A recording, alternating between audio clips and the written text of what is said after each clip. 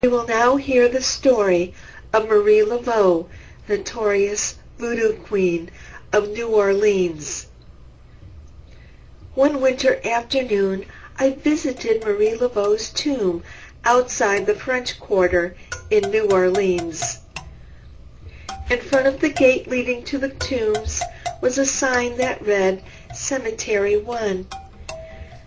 I said a prayer for protection before entering the cemetery.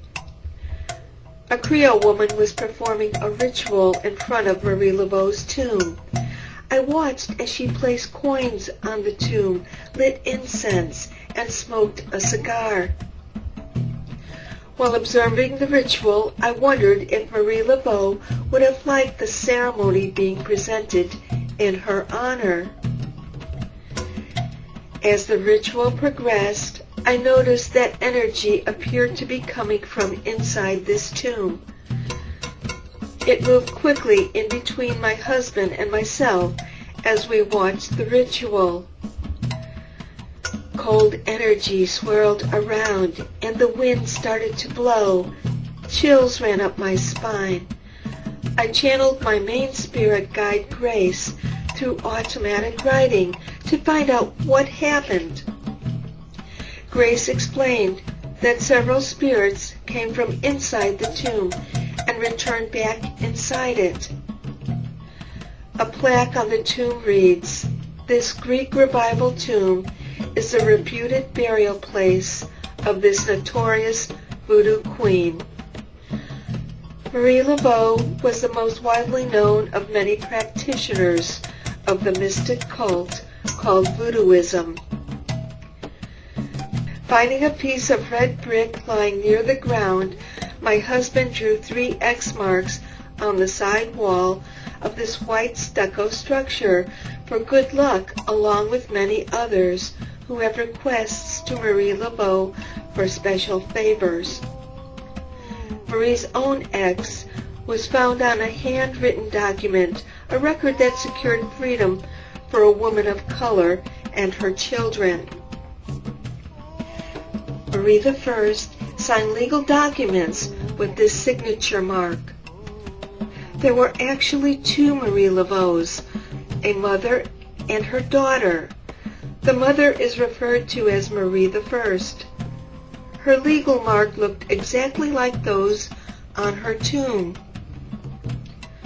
My plan was to return the next day and hopefully try to convince Marie Laveau and her daughter, Marie Laveau II, to leave to the light. On Sunday afternoons, when Marie Laveau danced in Congo Square, would become spirit theater. Crowds would gather to watch the rituals. Marie would enter the square, kneel down and rap 3 times, and shouted, "Father, Son, and Holy Ghost, faith, hope, and charity." The crowds loved the rhythm. Soon after the chant, she would open a box and lift a huge snake. Her dance holding the snake entranced the people watching. Many people waved white handkerchiefs. Men with bracelets of bells on their ankles danced in circles around the women. Other men beat drums made from wooden barrels that were covered with animal skins. The music began slowly and fiercely and rapidly on smaller drums. The chorus, they sang, "Dance Kalinda Badoom Badoom, dance Kalinda Badoom Badoom." I walked in Congo Square. Let me feel the energy of Marie Laveau's spirit.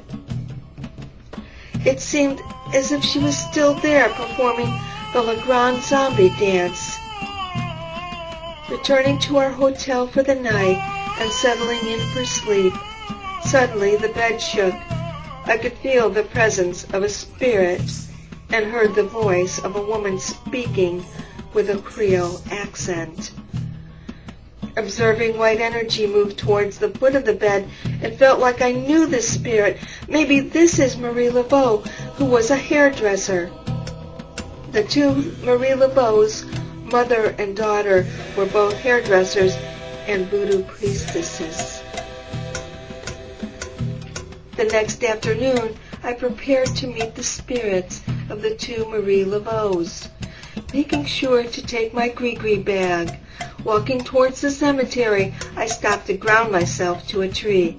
Spritzing water on the tree trunk, I thanked the tree for this grounding energy. Walking through the entrance to the cemetery, I channeled Grace. She told me that spirits are near the tomb and to go there quickly. Standing in front of Marie Laveau's tomb, I told the spirits that I have come in peace and asked them to leave to the light.